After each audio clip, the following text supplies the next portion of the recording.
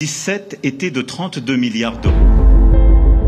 যখন গোটা বিশ্ব চোখ রেখেছে গাজার ধ্বংসস্তূপে, যখন এক টুকরো রুটির অভাবে ক্ষুধার্ত শিশুদের কান্না আর্তচিৎকার হয়ে প্রতিধ্বনিত হচ্ছে জাতিসংঘের দেয়ালে দেয়ালে, ঠিক তখনই ফ্রান্সের প্রেসিডেন্ট ইমানুয়েল ম্যাক্রো ছুড়ে দিলেন এক ঐতিহাসিক ঘোষণা। ফিলিস্তিন রাষ্ট্রকে এবার স্বীকৃতি দেবে ফ্রান্স। আর এটি কোনো সাধারণ ঘোষণা নয়, যেন এই এক ঘোষণাই বদলে দিতে পারে মধ্যপ্রাচ্যের রাজনীতি, ভেঙে দিতে পারে জোট বাঁধনের পুরনো নকশা।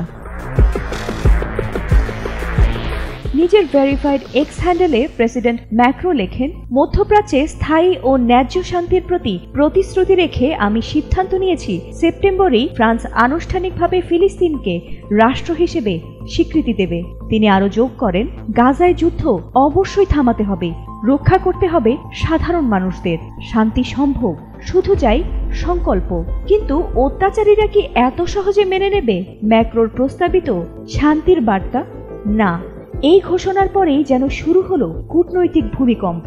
আর প্রথম ধাক্কাতেই আসে তেল আবিব থেকে। ইসরায়েলি প্রধানমন্ত্রী নেতানিয়াহু সাফ জানিয়ে দেন, এই স্বীকৃতি আসলে সন্ত্রাসবাদকে পুরস্কৃত করারই নামান্তর। আর এমন সময়ে ফ্রান্সের এই পদক্ষেপ ইসরায়েলের চোখে এক প্রকার বিশ্বাসঘাতকতা। আর হোয়াইট হাউস, যুক্তরাষ্ট্র পিছিয়ে নেই এই ক্ষোভে। দেশটির পররাষ্ট্রমন্ত্রী মার্কো রুবিও এই সিদ্ধান্তকে আখ্যা দিলেন অবিবেচক ও শান্তির বিরুদ্ধাচরণ হিসেবে। বিশ্লেষকরা বলছেন, এই ঘোষণার মাধ্যমে ফ্রান্স কেবল কূটনৈতিক বার্তাই দিচ্ছে না, বরং একটি শক্ত রাজনৈতিক অবস্থান নিচ্ছে, যেখানে ইউরোপ ও পশ্চিমা বিশ্বকে মনে করিয়ে দিচ্ছে যে মানবতা কোনো একপাক্ষিক বিষয় নয়। এটি ইউরোপের মধ্যেও একটি বিভক্তি তৈরি করতে পারে। এমনকি গাজার পক্ষে জার্মানি, যুক্তরাজ্য বা ন্যাটোর অবস্থান এখন প্রশ্নবিদ্ধ। তাই প্রশ্ন যেন থেকেই যাচ্ছে, ফিলিস্তিন রাষ্ট্র কি এবার সত্যিই বাস্তবতা পাবে, নাকি আবারও কূটনৈতিক কথার ভিড়ে হারিয়ে যাবে একটি জাতির পরিচয়?